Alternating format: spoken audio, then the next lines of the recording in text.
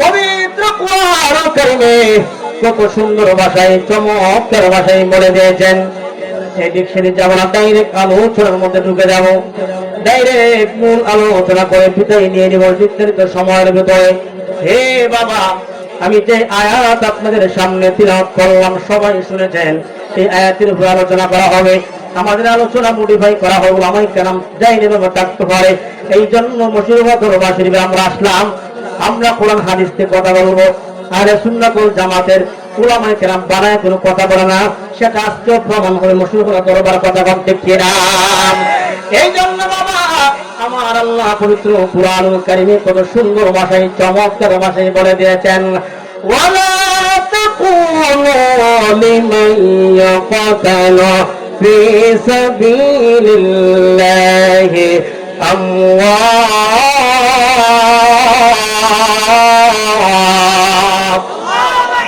আল্লাহ রাব্বুল আলামিন ডাক দিয়ে কই দুনিয়ার মানুষ, ও দুনিয়ার বান্দারে, ও দুনিয়ার মানুষ তোমরা শোনো, আমি আল্লাহ রাস্তা যারা জীবনটা বিলীন করে দেয়, আমি আল্লাহ রাস্তা যারা চলে যাই, আল্লাহ রাস্তা যারা মরে যায়, তাদেরকে তোমরা কখনোই মৃত বলিও না, তারা হইল জিন্দা।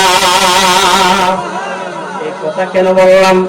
ইসলামের দাওয়াত দিতে গিয়ে অনেক ওলি আল্লাহর আঘাত পাইছে কি পাইছে না? দিনের দাওয়াত দিতে গিয়ে আমার নবী কষ্ট করছে কি করছে না? অনেক সাহাবায়ে কেরাম শহীদ হয়েছে কি হয়েছে না? এই জন্য বাবা দিনের জন্য, ইসলামের জন্য অনেক সাহাবায়ে কেরাম শহীদ হয়ে গেল, অনেকের প্রাণটা চলে গেল, অনেক মানুষের প্রাণটা চলে গেল।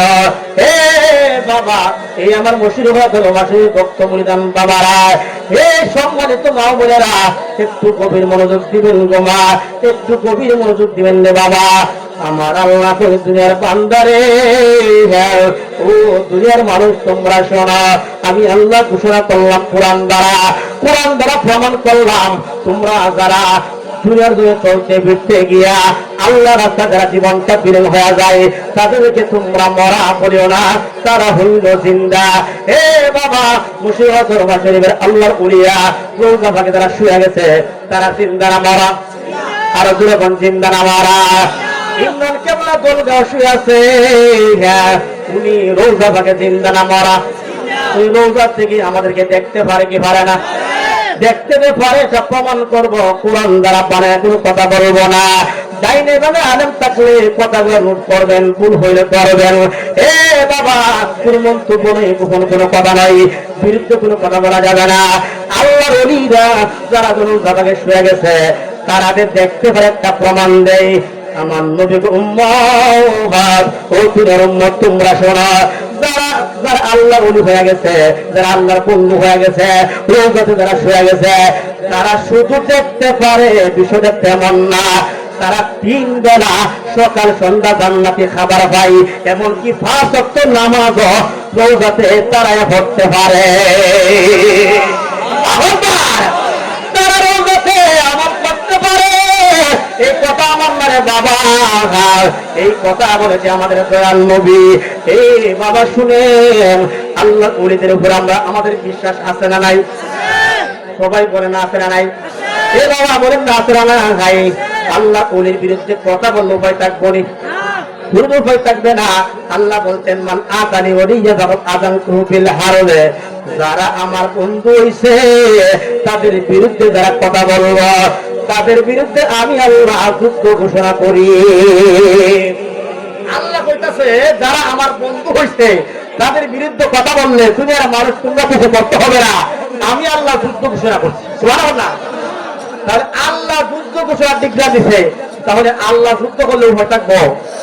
তাহলে ওলি আল্লাহর বিরুদ্ধে কথা বলা যাবে? ওলি আল্লাহকে ভালোবাসতে আমরা চাই কি চাই না? চাই কি চাই না? আল্লাহু আকবার, ইয়া রাসূলুল্লাহ।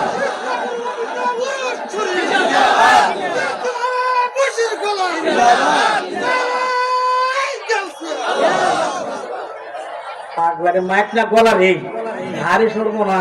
মুরব্বী মানুষ যে সুলমান দিছে, আসলে মুরব্বীর মধ্যে একটা প্রেম আছে, প্রেমের ঢেউ কেলে নবীর প্রেম, ওলি আল্লাহর প্রেমের কথা বলতে কিনা? এখানে যারা বসে আছেন মুরব্বী বাবারা, দাড়ি সাদা হয়ে একদিন কালো ছিল দাড়ি, আসলে কথা সত্য না মিথ্যা? একদিন দাড়ি কালো ছিল, আজকে সাদা হয়ে গেছে। কিন্তু নবীর প্রেম, ওলি আল্লাহ প্রেম সব জমে আছে, কথা বল ঠিক না? নবীর প্রেম, ওলি আল্লাহ প্রেম জমা থাকার কারণে আপনার কবরের মাটি আপনাকে ধরবে না, কথা বল ঠিক না? বিশ্বাস আছে না নাই? তাহলে ওলি আল্লাহ প্রেম, নবীর প্রেম থাকলে আপনার কবরের মাটি আপনাকে ধরবে না, মাটি পর্যন্ত আপনাকে চিনবে, কথা বল ঠিক না? এই জন্য বাবা এই জন্য যুবক